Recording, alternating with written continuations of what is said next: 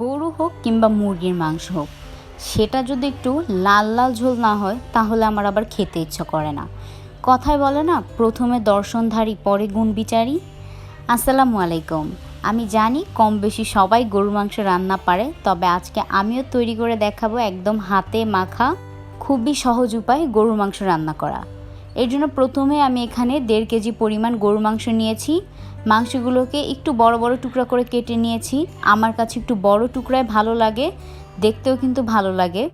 এর মধ্যে প্রথমে দিচ্ছি প্রায় 2 কাপ পরিমাণ পেঁয়াজ বড় করে কাটা, দিচ্ছি 5-7টা কাঁচা মরিচ, গরম মশলার মধ্যে দিচ্ছি কয়েকটা তেজপাতা, 5-6টা শুকনা মরিচ মাঝখান থেকে ভেঙে নিয়েছি, দিচ্ছি কয়েকটা লবঙ্গ, কালো এলাচ, সাদা এলাচ আর দারচিনি। দেখে নিশ্চয়ই পরিমাণটা বুঝতে পারছেন। এরপর দিচ্ছি 1 টেবিল চামচ পরিমাণ আদা আর 1.5 টেবিল চামচ পরিমাণ রসুন বাটা। দিচ্ছি 1.5 টেবিল চামচ পরিমাণ লাল মরিচের গুঁড়া আর 1 টেবিল চামচ পরিমাণ হলুদের গুঁড়া। দিচ্ছি 1.5 টেবিল চামচ পরিমাণ ধনিয়া জিরার গুঁড়া। স্বাদ মতো লবণ আর সয়াবিন তেল দিয়ে এবার হাত দিয়ে ভালো করে মাংসটাকে মেখে নিব। আমাদের উত্তরবঙ্গে কিন্তু সবসময় মাংস এভাবে মাখিয়ে বসায়, আর আমিও কিন্তু আমার মাকে দেখেছি এভাবে রান্না করতে, তাই আমিও সবসময় এভাবেই মাংস রান্না করি। আর মাখানো রান্নার স্বাদটা কিন্তু একদম অন্যরকম। এরপর হাত ধোয়া সামান্য পানি দিচ্ছি, একেবারেই অল্প, যতটুকু দিয়ে হাত ধুয়ে ফেলা যায় অতটুকু পানি দিয়ে একদম ঢাকনা দিয়ে চুলায় বসিয়ে দিব।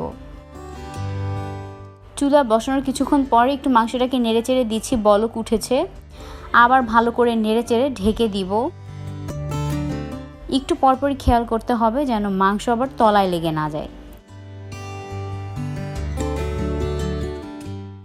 8-10 মিনিট পরে মাংস থেকে এই সবগুলো পানি বের হয়েছে। এবার আমি চুলার আঁচটা মিডিয়ামে দিয়ে মাংসটার পানি কিছুটা শুকিয়ে নিয়ে এর মধ্যে বড় করে পিস করে কাটা আলু দিয়ে দিচ্ছি। গরুর মাংস কিন্তু আলু দিয়ে ঝোল খেতে আমার কাছে বেশি ভালো লাগে, আর কার কীভাবে খেতে ভালো লাগে আমাকে কমেন্ট করে জানাবেন। আলু দিয়ে আবার চুলার আঁচটা মিডিয়ামে রেখে আমি খুব ভালো করে শুকনো শুকনো করে কষিয়ে নিচ্ছি। যদি আপনাদের মাংস এরপরও মনে হয় সিদ্ধ হয়নি, তাহলে কিন্তু আবার কিছুটা পানি দিয়ে চুলার আঁচটা মিডিয়ামে রেখে নাড়াচাড়া করে কষিয়ে নেবেন। আমার মাংস খুব ভালো করে আলুর সাথে কষানো হয়ে গেলে এরপর আমি দিচ্ছি ঝোলের জন্য পানি। এখানে আমি গরম পানি ব্যবহার করেছি। মাংসতে সবসময় গরম পানিটা ইউজ করলে ঝোলটা যেমন ঠিক হয়, আবার মাংসর টেস্টটাও কিন্তু ভালো আসে। এরপর আমি পরিমাণ মতো ঝোলের গরম পানি দিয়ে চুলার আঁচটা ফুল করে দিয়েছি।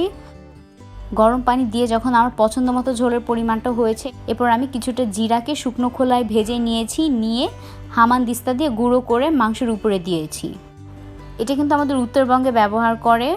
তো বাস আমি সার্ভ করে নিয়েছি, দেখেই বুঝতে পারছেন কতটা লাল লাল হয়েছে মাংস। আর এরকম ঝোল ঝোল গরুর মাংস দিয়ে কিন্তু ভাত কিংবা পোলাও খেতে অসাধারণ লাগে। আশা করি আপনাদের ভিডিওটা ভালো লেগেছে। আজ এই পর্যন্তই। আর ভিডিওটি ভালো লাগলে আমাকে কমেন্ট করে জানাবেন। আল্লাহ হাফেজ।